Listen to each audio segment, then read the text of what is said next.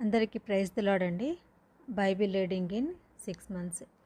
Day 105, April 15. ప్రసంగి గ్రంథము 8వ అధ్యాయం నుండి చదువుకుందాం. జ్ఞానులతో సములైన వారెవరు? జరుగువాటి భావమును ఎరిగిన వారెవరు? మనుషుల జ్ఞానము వారి ముఖమునకు తేజస్సునిచ్చును, దాని వలన వారి మోటుతనము మార్చబడును. నీవు దేవునికి ఒట్టు పెట్టుకొంటివని జ్ఞాపకం చేసుకొని రాజుల కట్టడకు లోబడమని నేను చెప్పుచున్నాను. రాజుల సముఖము నుండి అనాలోచనగా వెళ్ళకుము. వారు తాము కోరినదెల్లా నెరవేర్చుదురు కనుక దుష్కార్యంలో పాలు పుచ్చుకొనుకుము. రాజుల ఆజ్ఞ అధికారం కలది. నీవు చేయి పని ఏమని రాజుతో చెప్పగలవాడెవడు? ధర్మమును ఆచరించు వారికి కీడేమీ సంభవింపదు. సమయం వచ్చుననియు న్యాయం జరుగుననియు జ్ఞానులు మనసున తెలుసుకుందరు. ప్రతి సంగతిని విమర్శించు సమయమును ఏర్పడి ఉన్నది. లేని ఎడల మనుషులు చేయు కీడు బహుభారమగును. సంభవింపపోవున్నది నరులకు తెలియదు. అది ఎలాగూ సంభవించునో వారికి తెలియచేయవారెవరు? గాలి విసరకుండా చేయుటకు గాలి మీద ఎవరికినీ అధికారం లేదు. మరణదినము ఎవరికినీ వశము కాదు. ఈ యుద్ధమందు విడుదల దొరకదు. దౌష్ట్యము దానిని అనుసరించు వారిని తప్పింపదు. సూర్యుని క్రింద జరుగు ప్రతి పనిని గూర్చి నేను మనసిచ్చి యోచన చేయుచుండగా ఇదంతే నాకు తెలిసాను. మరియు ఒకడు మరొకని పైన అధికారి అయి తనకు హాని తెచ్చుకొనుట కలదు. మరియు దుష్టులు క్రమముగా పాతిపెట్టబడి విశ్రాంతి నొందుతాయు. న్యాయముగా నడుచుకున్న వారు పరిశుద్ధ స్థలమునకు దూరంగా కొనిపోబడి పట్టణస్థుల వలన మరోబడి ఉండుటయు నేను చూచి తిని. ఇదియు వ్యర్థమే. దుష్క్రియకు తగిన శిక్ష శీఘ్రంగా కలగకపోవుట చూచి మనుషులు భయము విడిచి హృదయపూర్వకంగా దుష్కార్యములు చేదురు. పాపాత్ములు 100 మారులు దుష్కార్యం చేసి దీర్ఘాయుష్మంతులైనను దేవుని యందు భయభక్తులు కలిగి ఆయన సన్నిధికి భయపడువారు క్షేమముగా నుందురనియు, భక్తిహీనులు దేవుని సన్నిధిని భయపడరు కనుక వారికి క్షేమము కలుగుదనియు, వారు నీడ వంటి దీర్ఘాయువును పొందకపోవుదురనియు నేను ఎరుగుదును. వ్యర్థమైనది మరి ఒకటి సూర్యుని కింద జరుగుచున్నది. అదేమనగా భక్తిహీనులకు జరిగినట్లు నీతిమంతులలో కొందరికి జరుగుచున్నది. నీతిమంతులకు జరిగినట్లుగా భక్తిహీనుల కొందరికి జరుగుచున్నది. ఇదియును వ్యర్థమే అని నేను అనుకుంటుని. అన్నపానములు పుచ్చుకొని సంతోషించుట కంటే మనుషులకు లాభకరమైనదొకటి లేదు. కనుక నేను సంతోషమును పొగడుతిని. బ్రతికి కష్టపడవలెనని దేవుడు వారికి నియమించిన కాలమంతయు ఇదియే వారికి తోడుగానున్నది. జ్ఞానాభ్యాసము చేయుటకును దివారాత్రులు కన్నులు నిద్ర కానకుండా మనుషులు జరిగించు వ్యాపారములను చూచుటకును నా మనసు నేను నిల్పగా దేవుడు జరిగించినదంతయు నేను కనుగొంటిని.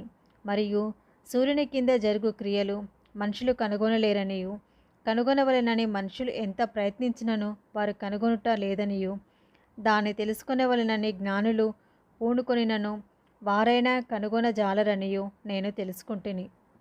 ప్రసంగి గ్రంథము 9వ అధ్యాయము. నీతిమంతులను జ్ఞానులను వారి క్రియలను దేవుని వశమను సంగతిని, స్నేహం చేయుట అయినను ద్వేషించుట అయినను మనుషుల వశము లేదని సంగతిని, అది అంతయు వారి వలన కాదని సంగతిని పూర్తిగా పరిశీలన చేయుటకే నా మనసు నిలిపి నిదానింప పూనుకొంటిని. సంభవించినవి అన్నియు అందరికిని ఏకరీతిగానే సంభవించును.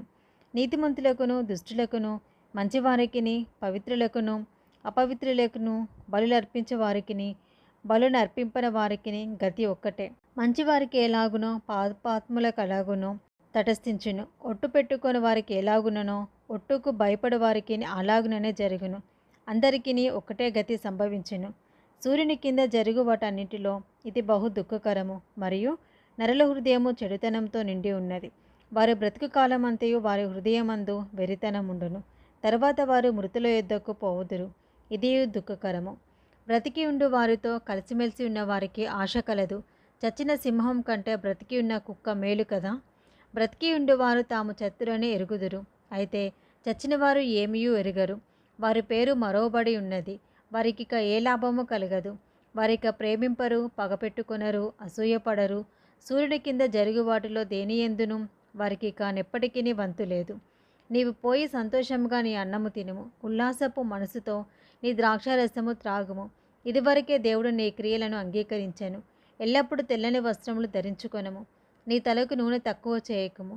దేవుడు నీకు దయచేసిన వ్యర్థమైన నీ ఆయుష్కాలమంతయు నీవు ప్రేమించు నీ భార్యతో సుఖమించుము. నీ వ్యర్థమైన ఆయుష్కాలమంతయు సుఖించుము. నీ బ్రతుకునందు నీవు కష్టపడి పనిచేసుకొనిన దాని అంతటికీ అదే నీకు కలుగు భాగము. చేయుటకు నీ చేతికి వచ్చిన ఏ పని అయినను నీ శక్తి లోపము లేకుండా చేయుము. నీవు పోవు పాతాళమునందు పని అయినను, ఉపాయమైనను, తెలివి అయినను, జ్ఞానమైనను లేదు.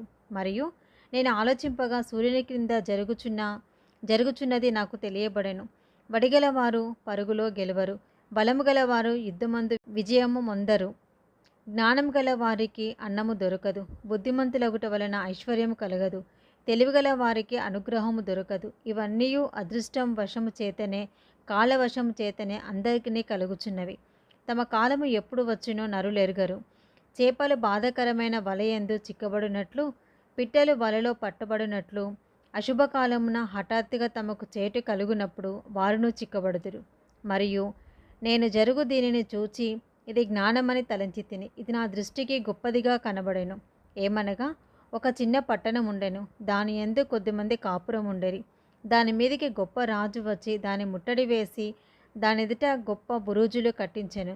అయితే అందులో జ్ఞానం గల ఒక బీదవాడుండి తన జ్ఞానము చేత ఆ పట్టణంను రక్షించెను. అయినను ఎవరినూ ఆ బీదవానిని జ్ఞాపకముంచుకొనలేదు. కాగా నేను ఇట్లా అనుకొంటిని, బలము కంటే జ్ఞానము శ్రేష్టమే, కానీ బీదవారి జ్ఞానము తృణీకరింపబడును. వారి మాటలు ఎవరినూ లక్ష్యం చేయరు. బుద్ధిహీనులలో ఏలువారి కేకల కంటే మెల్లగా వినబడిన జ్ఞానుల మాటలు శ్రేష్టములు. యుద్ధాయుధముల కంటే జ్ఞానము శ్రేష్టము. ఒక పాపాత్ముడు అనేకమైన మంచి పనులను చెరుపును. ప్రసంగి 10వ అధ్యాయము. బుక్కవాని తైలంలో చచ్చిన ఈగలు పడుట చేత అది చెడు వాసన కొట్టును. కొంచెము బుద్ధిహీనత త్రాసులో ఉంచినెడల జ్ఞానమును ఘనతను తేలగొట్టును. జ్ఞాని యొక్క హృదయము అతని కుడి చేతిని ఆడించును, బుద్ధిహీనుని హృదయము అతని ఎడమ చేతిని ఆడించును. బుద్ధిహీనుడు తన ప్రవర్తనను గూర్చి అధైర్యపడి తాను బుద్ధిహీనుడని అందరికీ తెలియచేయును. ఏలివాడు నీ మీద కోపపడినడలా నీ ఉద్యోగం నుండి నీవు తొలగిపోకము. ఓర్పు గొప్ప ద్రోహ కార్యములు జరగకుండా చేయును. పొరపాటున అధిపతి చేత జరుగు దుష్కార్యం ఒకటి నేను చూచి తిని. ఏమనగా, బుద్ధిహీనులు గొప్ప ఉద్యోగములలో ఉంచబడుటయు, గనులు కింద కూర్చుండుటయు, పనివారు గుర్రముల మీద కూర్చుండుటయు, అధిపతులు సేవకుల వల్ల నేలను నడుచుటయు నాకు అగపడేను. గొయ్యి త్రవ్వవాడు దానిలో పడును, కంచె కొట్టువానిని పాము కరచును, రాళ్ళు దొర్లించువాడు వాటి చేత గాయమునందును, చెట్లు నరుకువాడు దాని వలన అపాయం తెచ్చుకొనును. ఇనుప ఆయుధము ముద్దుగా ఉన్నప్పుడు దానిని పదును చేయని ఎడల పనిలో ఎక్కువ బలము వినియోగింపవలెను. అయితే కార్యసిద్ధికి జ్ఞానమే ప్రధానము. మంత్రపు కట్టులేక పాము కరిచినడల మంత్రగాని చేత ఏమీ కాదు. జ్ఞానిని నోటి మాటలు ఇంపుగా ఉండును, అయితే బుద్ధిహీని నోరు వానినే మృంగివేయును. వాని నోటి మాటల ప్రారంభము బుద్ధిహీనత, వాని పలుకుల ముగింపు వెర్రితనము. కలగబో ఉన్నది ఏదో మనుషులు ఎరగక ఇండునను బుద్ధిహీనులు విస్తారముగా మాటలాడుదురు. నరుడు చనిపోయిన తర్వాత ఏమి జరుగునో ఎవరు తెలియచేతురు? ఊరికి పోవు త్రోవ ఎరుగని వారై బుద్ధిహీనులు తమ ప్రయాస చేత ఆయాసపడుదురు. దేశమా, దాసుడు నీకు రాజై ఉండుటయు, ఉదయముననే భోజనం నాకు కూర్చుండేవారు నీకు అధిపతులే ఉండుటయు నీకు అశుభము. దేశమా, నీ రాజు గొప్ప ఇంటి వాడై ఉండుటయు, నీ అధిపతులు మత్తులగుటకు కాక బలము నొందుటకై అనుకూల సమయమున భోజనం నాకు కూర్చుండు వారై ఇండుటకు నీకు శుభము. సోమరితనం చేత ఇంటి కప్పు దిగబడిపోవును, చేతుల బద్ధకము చేత ఇల్లు కొరియును. నవ్వులాటలు పుట్టించుటకై వారు విందు చేయుదురు.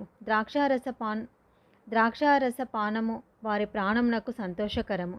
ద్రవ్యము అన్నిటికంటే అక్కరకు వచ్చును. నీ మనసందైనను రాజును శపింపవద్దు, నీ పడక గదిలోనైనను ఐశ్వర్యవంతులను శపింపవద్దు. ఏలయనగా ఆకాశ పక్షులు సమాచారం కొనిపోవును, రెక్కలు గలది సంగతి తెలుపును. ప్రసంగి గ్రంథం 11వ అధ్యాయము. నీ ఆహారమును నీళ్ళ మీద వేయము, చాలా దినములైన తర్వాత అది నీకు కనబడును. ఏడుగురికి ఎనమండుగురికి భాగము పంచిపెట్టెము. భూమి మీద ఏమి కీడు జరుగునో నీ వెరుగుదువు. మేఘములు వర్షంతో నిండి ఉండగా అవి భూమి మీద దానిని పోయిను. మ్రాను దక్షిణముగా పడినను ఉత్తరముగా పడినను అది పడిన చోటనే ఉండును. గాలికి గుర్తుపట్టువాడు విత్తడు, మేఘములను కనిపెట్టువాడు కోయడు. చూలాలి గర్భమందు ఎముకలు ఏ రీతిగా ఎదుగునది నీకు తెలియదు. గాలి ఏ త్రోవను వచ్చునో నీ వెరుగవు, అలాగుననే సమస్తమును జరిగించి దేవుని క్రియలు నీ వెరుగవు. ఉదయమందు విత్తనమును విత్తుము, అస్తమయమందును నీ చేయి వెనుక తీయక విత్తుము. అది ఫలించునో ఇది ఫలించునో, లేక రెండూను సరిసమానముగా ఎదుగునో నీ వెరుగవు. వెలుగు మనోహరమైనది, సూర్యుని చూచుట కన్నులకింపుగా నున్నది.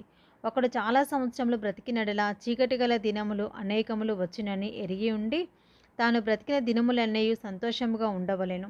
రాబోవునదంతయు వ్యర్థము. యవనుడా, నీ యవ్వనమునందు సంతోషపడము, నీ యవ్వన కాలమందు నీ హృదయం సంతుష్టిగా ఉండనేమో. నీ కోరిక చొప్పునను నీ దృష్టి యొక్క ఇష్టము చొప్పునను ప్రవర్తింపము. అయితే వీటన్నిటిని బట్టి దేవుడు నిన్ను తీర్పులోనికి తెచ్చునని జ్ఞాపకం ఉంచుకొనము.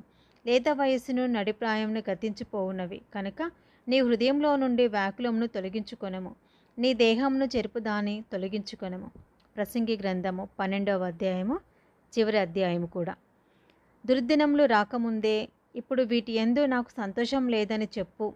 సంవత్సరములు రాకముందే, తేజస్సునకును సూర్యచంద్ర నక్షత్రములకును చీకటి కమ్మకముందే, వాన వెలిసిన తర్వాత మేఘములు మరలా రాకముందే, నీ బాల్య దినములైందే నీ సృష్టికర్తను స్మరణకు తెచ్చుకొనుము. ఆ దినమున ఇంటి కావలివారు వణుకుదురు, బలిష్ఠులు వంగుదురు, విసరివారు కొద్దిమంది ఎగుట చేత పని చాలించుకొందురు. కిటికీలలో గుండా చూచువారు కానలేక ఇందురు. తిరగటి రాళ్ల ధ్వని తగ్గిపోవును, వీధి తలుపులు ముయ్యబడును. పిట్ట యొక్క కూతకు ఒకడు లేచును, సంగీతమును చేయు స్త్రీలు నాదం చేయు వారందరూ నిశ్శబ్దముగా ఉంచబడుదురు. ఎత్తుచోటులకు భయపడుదురు, మార్గముల యందు భయంకరమైనవి కనబడును. బాదము వృక్షము పువ్వులు పూయును, మిడత బరువుగా ఉండును, బుడ్డబుర్సర కాయ పగులును. ఏలయనగా ఒకడు తన నిత్యమైన ఉనికి పట్టునకు పోవుచున్నాడు, వాని నిమిత్తము ప్రలాపించేవారు వీధులలో తిరుగుదురు. వెండి త్రాడు విడిపోవును, బంగారు గిన్నె పగిలిపోవును, ధార యొక్క కుండ పగిలిపోవును, బావి యొక్క చక్రము పడిపోవును.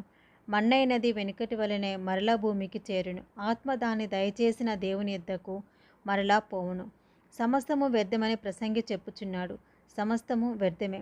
ప్రసంగి జ్ఞాని అయి ఉండెను, అతడు జనులకు జ్ఞానము బోధించెను. అతడు ఆలోచించి సంగతులు పరిశీలించి అనేక సామెతలను అనుక్రమపరిచెను. ప్రసంగి ఇంపైన మాటలు చెప్పుటకు పూనుకొనెను, సత్యమును గూర్చిన మాటలు యథార్థభావంతో వ్రాయుటకు పూనుకొనెను.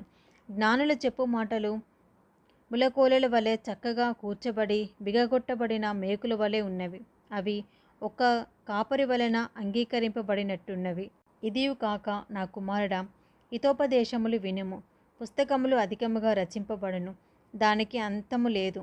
విస్తారముగా విద్యాభ్యాసము చేయుట దేహమునకు ఆయాసకరము.